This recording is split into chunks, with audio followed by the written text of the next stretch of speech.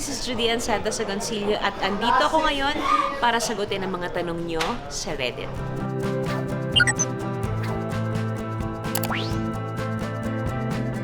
Siguro gusto ko uling makasama si Dennis. Kasi nagkasama kami sa Ayos Temas at sobra akong bilib na bilib sa kanya and to think na isa yun sa mga first, if I'm right, maunang pelikula talaga na seryoso niyang nagampanan. Ngayon pareho na kaming nag-mature ng todo.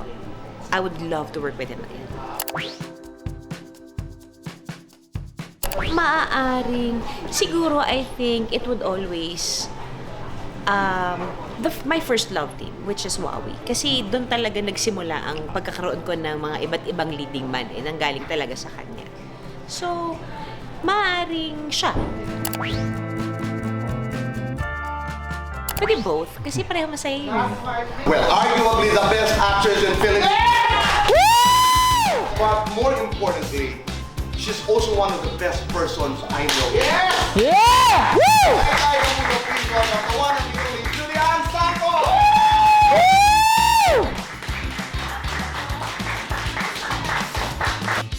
Do you get used to receiving awards? No, Nakakakaba pa rin, ano? Oo, at saka never naman siguro, ewan ko kung ano magiging dating sa mga tao nito. Sa bawat awards night, hanggat maaari, sinisigurado kong hindi ko i-feed sa sarili ko na, ay, maganda yung trabaho ko dito. At, because it could be anything. It's anybody's ball game, di ba? Nandun yung hope, pero nandun yung, wala doon yung akin yan, dapat akin yan. Never, isa sa mga bagay na pinasok ko sa sarili ko, never ako aangkin ng hindi nararapat para sa akin. Dito ako sa industriyang to nabuo. Kung ano man yung lalim ng bawat trabaho. 38 years in this business. Ay, grabe! Sabihin na natin yun. Eksakto yung 38 years. Diba, ito po'y para sa pelikulang Espantajo, which is directed by Chito Ronyo.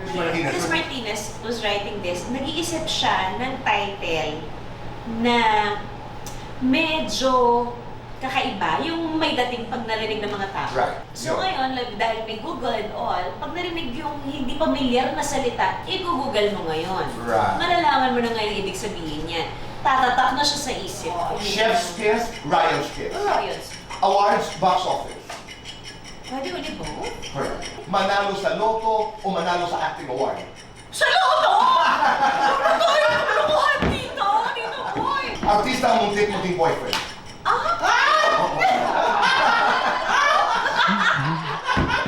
Matutulog tayo pareho. Marami akong akala ko nga boyfriend eh, hindi pala. Huwag ka nang ganyan.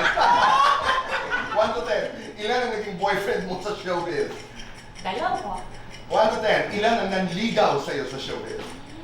Mga ganon.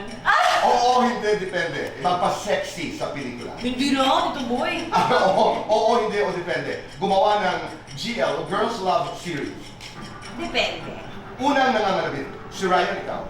Siya. Unang napapagod, siya, ikaw. Depende. Pwede ka na din depende. Lights on, lights off.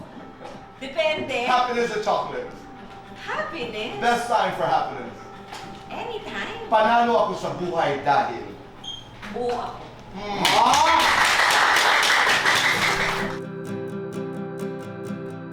It's always a happy visit. I mean, I love seeing Tito Boy. GMA, hindi namang iba ang bahay na to sa akin because alam ko naman na welcome ako sa Kapuso. And malayo lang talaga siyang puntahan kung gaano kalayo puntahan ng ABS dati. But it's always, hindi siya iba sa akin. Hindi ako natatakot pumasok sa bakod ng GMA kasi they've always welcomed me with open arms.